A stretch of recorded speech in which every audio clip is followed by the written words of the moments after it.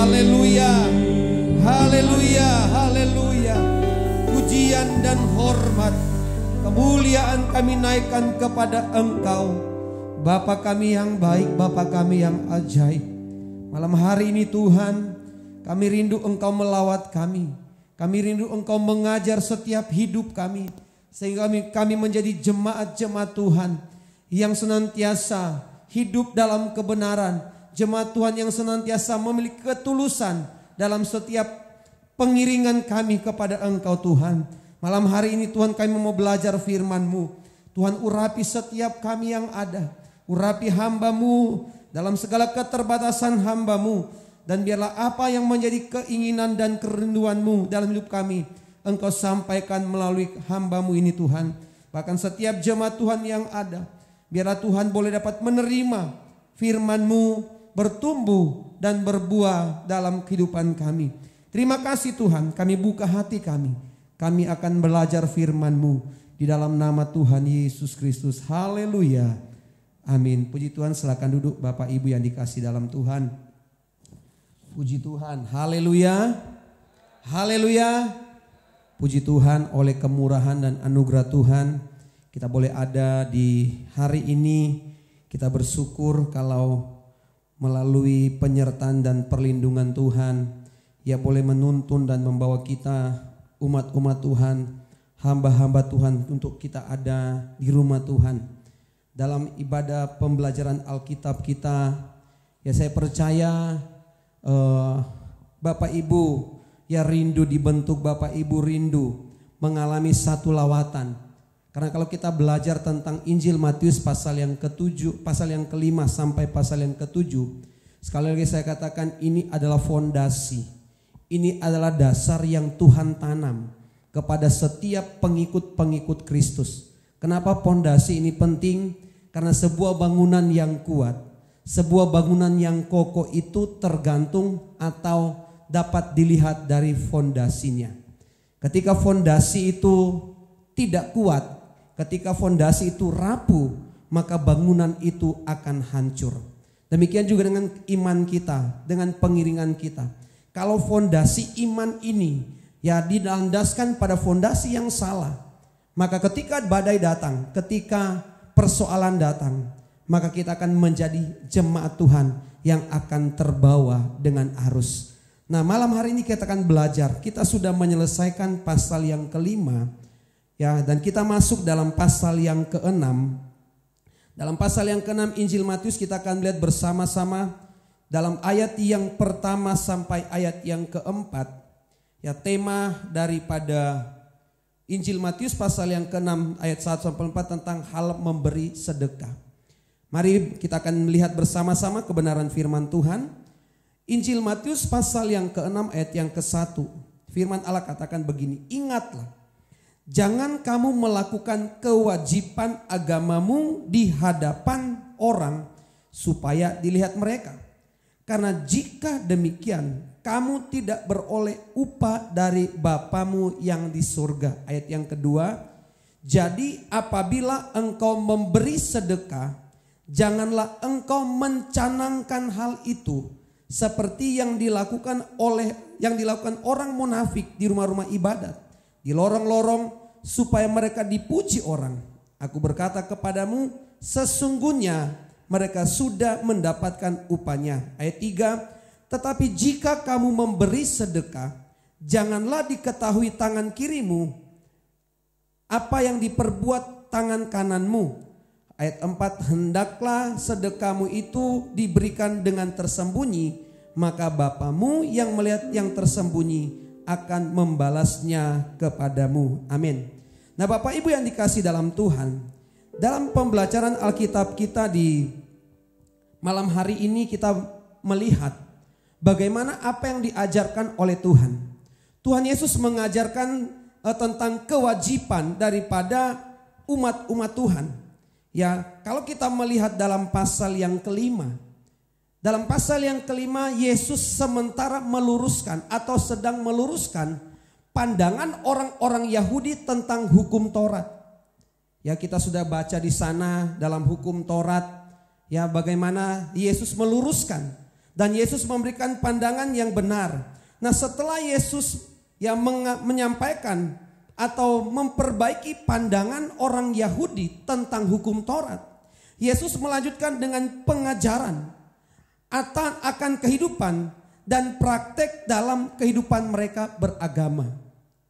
Jadi setelah Yesus ajar mereka, selanjutnya Yesus membawa mereka supaya apa yang diajarkan, apa yang Yesus sampaikan itu dapat dipraktekkan, itu dapat dilakukan. Nah, dalam Injil Matius pasal yang ke-6 ini ada 3 kewajiban yang Tuhan sampaikan. Yang pertama, kewajiban tentang memberi sedekah. Yang kedua, kewajiban tentang hal berdoa. Yang ketiga, kewajiban tentang berpuasa. Orang-orang Yahudi dituntut untuk mereka dapat melakukan kewajiban ini. Orang-orang Yahudi diajar supaya mereka mau melakukan apa yang diperintahkan oleh Tuhan. Nah, malam hari ini kita melihat tentang memberi sedekah. Nah, kalau kita melihat bahwa memberi sedekah adalah sesuatu yang diajarkan Tuhan.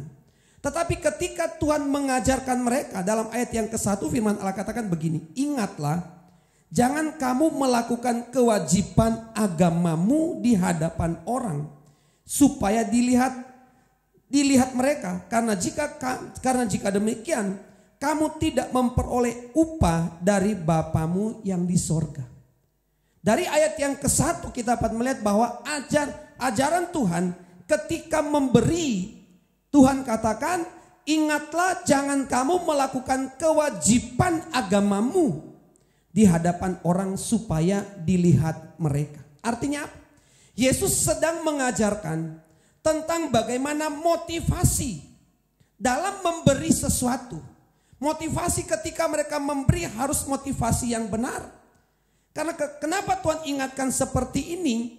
Karena Yesus melihat ada orang-orang yang melakukan kewajiban keagamaan mereka supaya apa? Dilihat orang dan selanjutnya mereka dipuji oleh orang. Nah, bukankah hari-hari ini sudah ada yang seperti ini? Ketika memberi kepingin disaksikan. Ya, tidak salah kita memberi, tetapi motivasi dalam kita memberi jangan sampai ketika kita memberi yang kita lakukan apa? Oh, supaya kita dilihat orang banyak. Supaya kita dipuji oleh orang. Nah, firman Allah katakan, kamu kalau ketika kita memberi atau memberikan berkat atau memberikan sedekah kepada orang, tetapi motivasi kita salah, firman Allah katakan kita sudah menerima upah. Upahnya apa? Pujian dari orang. Nah, ayat yang kedua, hal menarik yang dapat kita lihat, ayat yang kedua, Yesus bicara tentang apa? Jadi apabila engkau memberi sedekah, janganlah engkau mencanangkan hal itu. Saya coba membaca kata mencanangkan itu apa? Oh, mencanangkan itu ya sesuatu yang dikatakan berkoar-koar. Ya, berkoar-koar ya, mencanangkan. Nah, seperti yang dilakukan oleh orang munafik. Nah, malam hari kita mau belajar dari kata satu kalimat munafik.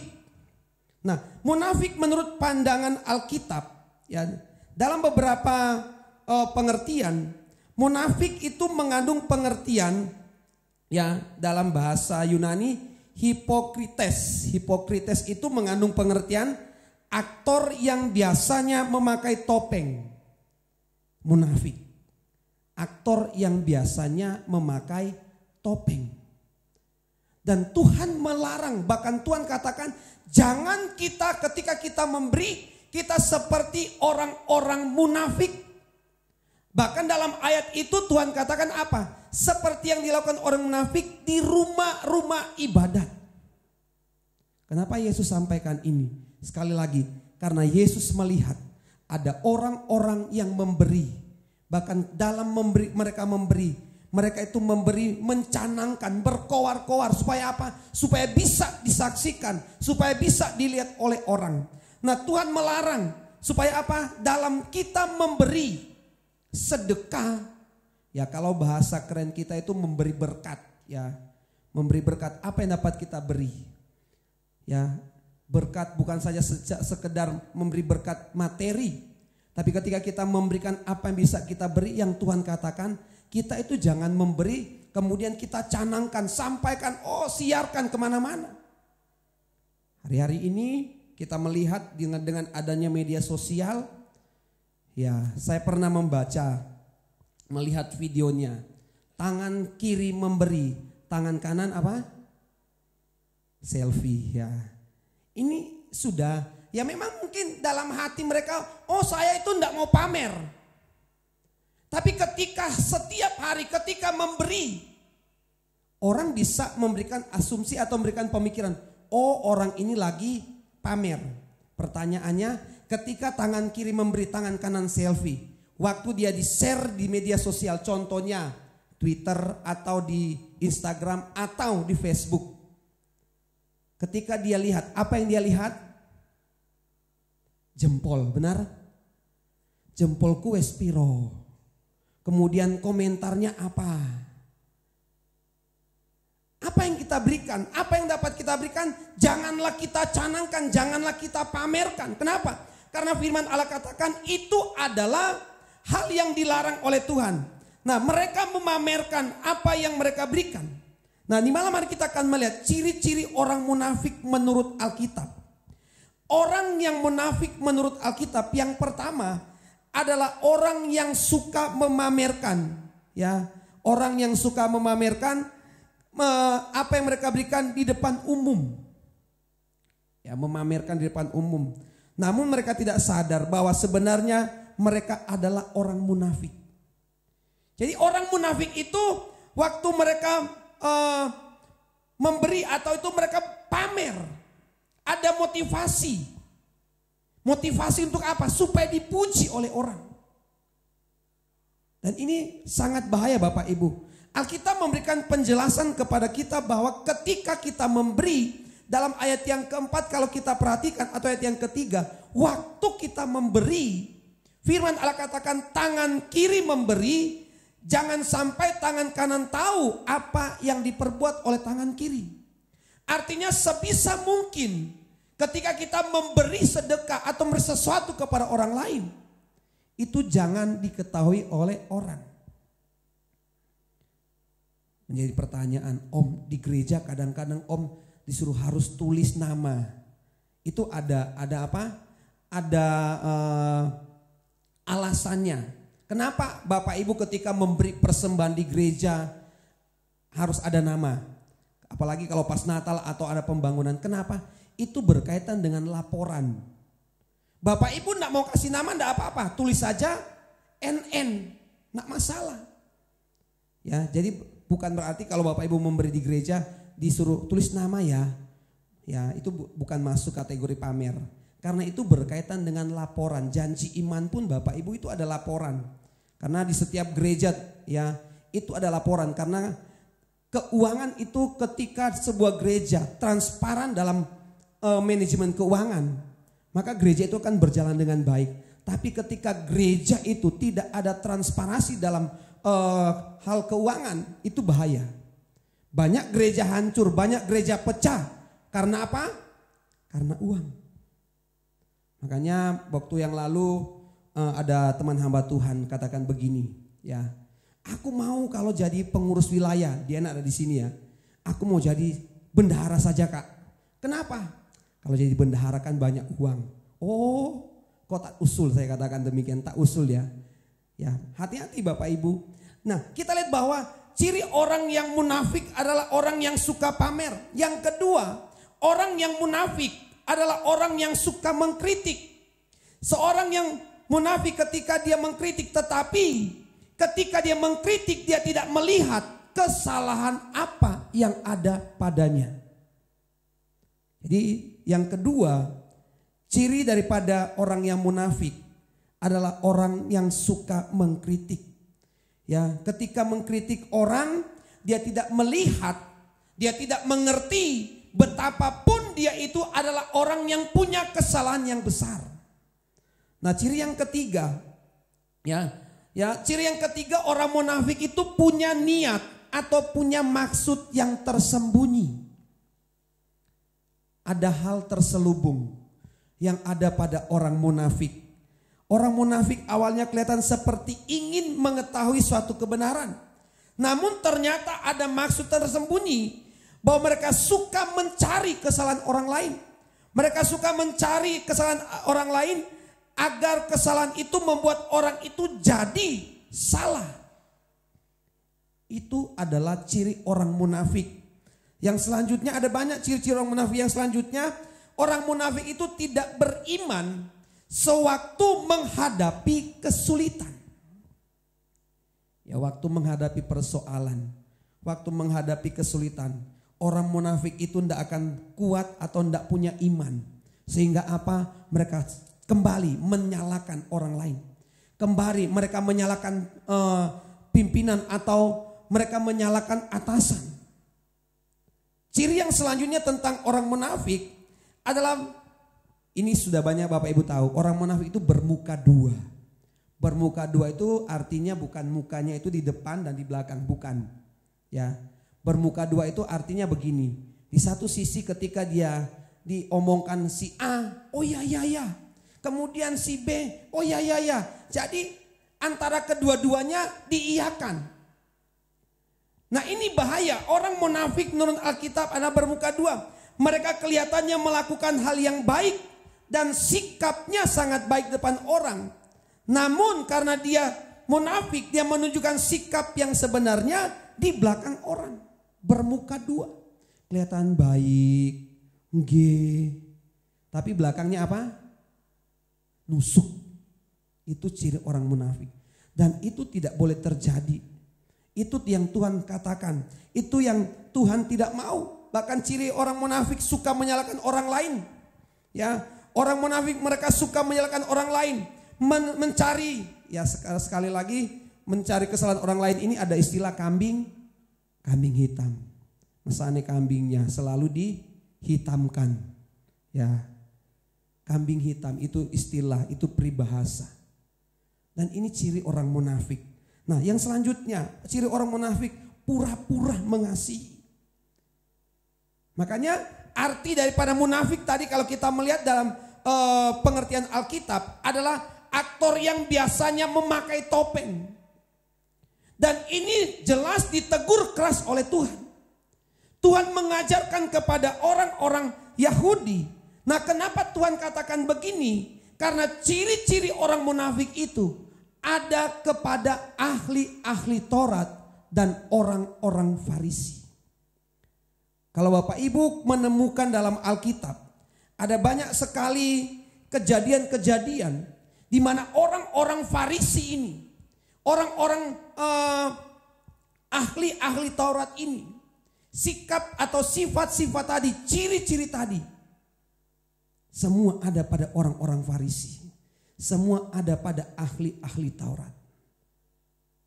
Bahkan beberapa kejadian dalam Alkitab seakan-akan mereka yang paling benar.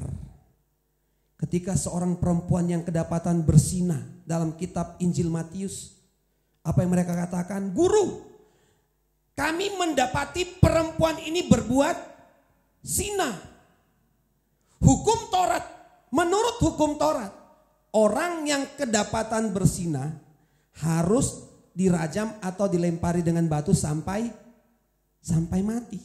Mereka tahu, mereka ngerti aturan-aturan daripada hukum Taurat. Tetapi Tuhan katakan apa? Tuhan hanya diam. Firman Allah katakan Tuhan itu, Yesus itu hanya menulis di tanah. Ya, hanya menulis di tanah. Setelah Yesus menulis di tanah, Yesus tanyakan apa? Barang siapa di antara kalian, di antara kamu yang tidak berbuat dosa, silakan melempari wanita ini dengan apa? Dengan batu terlebih dahulu. Dan firman Allah menjelaskan, tidak ada satupun dari antara mereka yang berani untuk melempari wanita itu dengan batu. Dan firman Allah katakan, maka pulanglah mereka dari yang paling tua sampai yang muda. Kenapa? Ini ciri orang munafik. Dan Tuhan berbicara tegas kepada mereka Bahkan juga orang-orang munafik pernah mencobai Tuhan. Soal apa? Soal memberi. Mereka tanyakan, apakah bisa seorang itu memberikan pajak kepada di bait Allah? Mereka coba mencari kesalahan Tuhan. Bahkan ada doa yang terkenal. Kalau minggu ini, bulan ini kita bicara tentang doa. Dalam Injil Lukas pasal 18, kalau kita lihat, di sana ada satu peristiwa di mana orang Farisi berdoa. Ya, dia berdoa menghadap kepada Tuhan. Dia berdoa tentang bagaimana dalam Lukas pasal 18 ayat yang ke-9. Di sana dikatakan, dan kepada beberapa orang yang menganggap dirinya benar. Ini ciri orang munafik. Dan beberapa orang yang menganggap dirinya benar dan memandang rendah orang lain. Yesus mengatakan perumpamaan ini. Yesus sedang bicara tentang orang munafik. Ayat yang ke-9, ayat yang ke-10. Ada dua orang pergi ke bait Allah untuk berdoa. Yang seorang adalah Farisi dan yang lain pemungut cukai. Dua tokoh diangkat oleh Tuhan dalam perumpamaan. Dan setiap kali Tuhan berikan perumpamaan selalu ada perbandingan. Ya. Ayat yang ke-11. Orang Farisi itu berdiri dan berdoa dalam hatinya begini.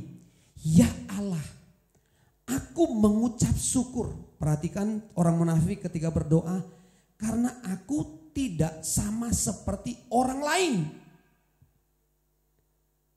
Apa yang orang lain lakukan? Dia katakan, aku bukan perampok. Aku bukan orang lalim. Aku bukan pesina. Dan bukan juga seperti pemungut cukai ini. Ciri orang munafik. Ketika dia memberi, dia pamer. Tuhan, ya dalam ayat yang ke-10 ini, dia pamer tentang dirinya kepada Tuhan. Ayat yang ke-12, aku berpuasa 2 kali seminggu. Kalah mungkin kita ya. Kalau kita mungkin berpuasa sekali seminggu. Ya, mungkin ada juga yang berpuasa 1 bulan 1 kali. Ada juga yang berpuasa 1 tahun 1 kali. Ada juga yang berpuasa kalau pas ada masalah berat. Pas masalah berat datang, Tuhan, aku mau puasa. Ya, firman Allah katakan ketika dalam beban berat datang berdoa dan berpuasa. Hanya ketika dalam persoalan yang berat baru berpuasa. Nah, aku berpuasa 2 kali seminggu. Perhatikan, aku memberikan 1/10 dari segala penghasilanku. Wow, enggak orang ini. Wow. Dia bukan perampok. Ayat yang ke-11, dia bukan orang lalim. Dia bukan pesina. Nah, ayat yang ke-13, perhatikan. Tetapi pemungut cukai itu berdiri jauh-jauh. Bahkan ia tidak berani menengadah ke langit. Ya, menengadah ke langit itu menghadap ke langit. Melainkan ia memukul dirinya berkata, ya Allah, kasihanilah aku orang berdosa ini. Ayat yang ke-14, aku berkata kepadamu, orang ini pulang ke rumahnya sebagai orang yang dibenarkan Allah dan orang lain itu tidak. Kenapa? Karena ada kemunafikan dalam dirinya. Dia coba mempersalahkan orang lain. Nah, ketika kita berdoa, ketika kita datang kepada Tuhan, Tuhan tahu isi hati kita. Nggak usah pamer. Tuhan, tadi aku kasih perpuluhan loh Tuhan. Maksudnya apa? Tuhan katakan, maksudnya apa? Apakah perpuluhan itu sebagai alat pancing untuk membalas berkat kepadamu? Saya mau katakan tidak. Kita memberi perpuluhan. Maaf saya bicara tentang perpuluhan karena ada ayatnya. Kita memberi perpuluhan bukan karena supaya kita. Tetapi kita memberi karena kita sudah menerima apa yang Tuhan berikan dalam kehidupan kita. Amin. Dan hati-hati Bapak Ibu. Perpuluhan itu bukan seperti umpan. Tak kei perpuluhan sing ake, tak kei perpuluhan supaya aku dapat berkat sing banyak. Enggak. Nah Bapak Ibu kembali tentang kemunafikan. Bahwa Tuhan berkata kepada dalam perumpamaannya. Bahwa orang tadi, siapa orang tadi? Orang Farisi tadi yang berdoa. Aku berpuasa, aku bukan orang lalim. karena kemunafikannya Tuhan tidak mendengarkan doanya. Hati-hati. Jangan sampai karena kemunafikan diri kita. Ada hal-hal yang dalam diri kita yang masih tertanam. Ada motivasi-motivasi yang salah ketika kita memberi. Ada banyak orang memberi. Mereka memberi supaya apa? Supaya dipuji. Mereka memberi supaya apa? Supaya dilihat orang dan dikatakan wow.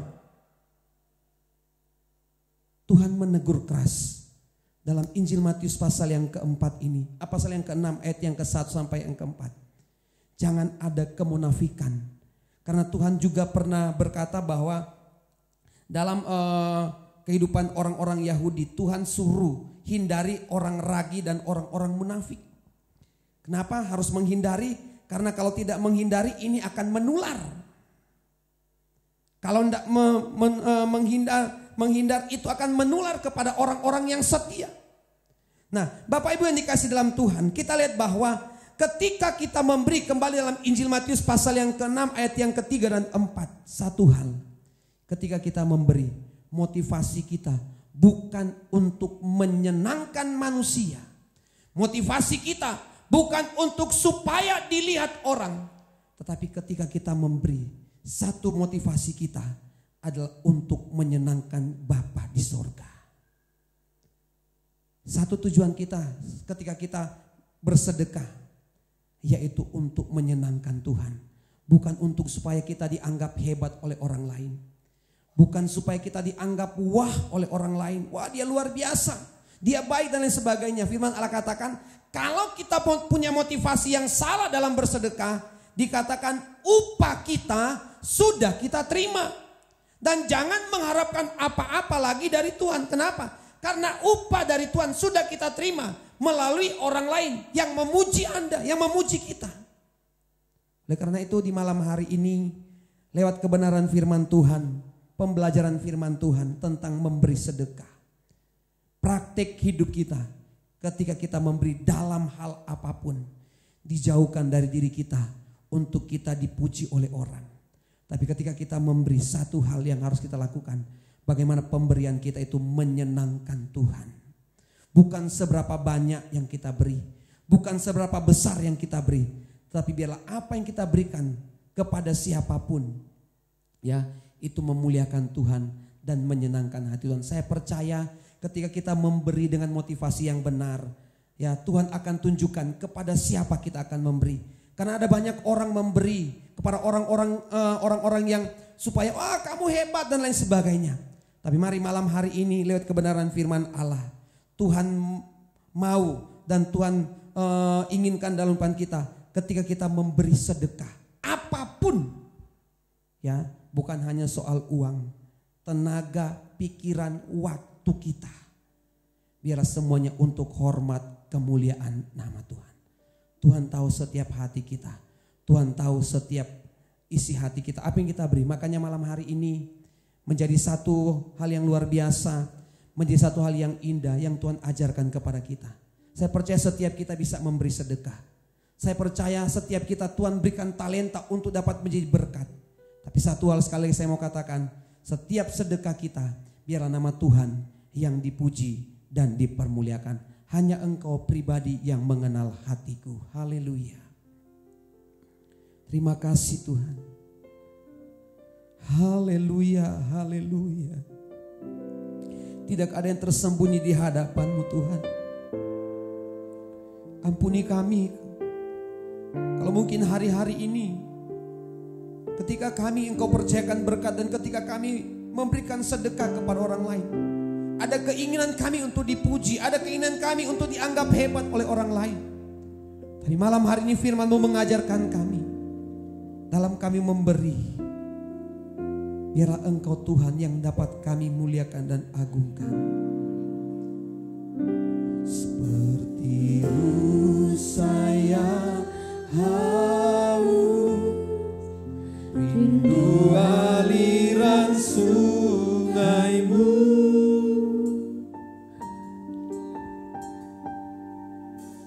Hatiku tak tahan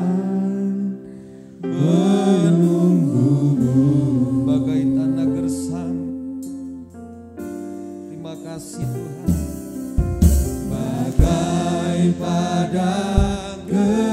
bosan menanti datangnya hujan. Terima kasih Tuhan. Begitu pun jiwaku, Tuhan,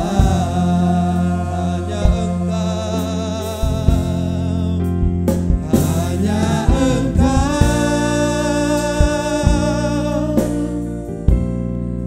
pribadi yang mengenal hatiku. Tiada yang tersembunyi bagimu, seluruh isi hatiku Kau tahu, dan bawaku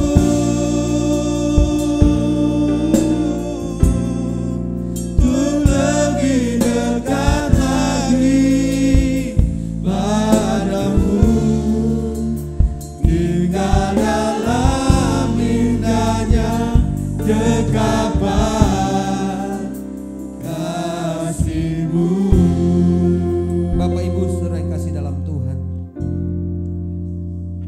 satu lagi fondasi yang Tuhan taruh dalam kehidupan kita adalah tentang motivasi ketika kita bersedekah. Ketika motivasi kita benar dalam bersedekah atau dalam memberikan berkat. Kalau motivasi kita benar, ketika kita tidak dapat pujian dari orang lain, kita akan tetap bersyukur dan bersuka cita. Ketika motivasi kita benar, kita tidak akan mengharapkan balasan dari orang lain.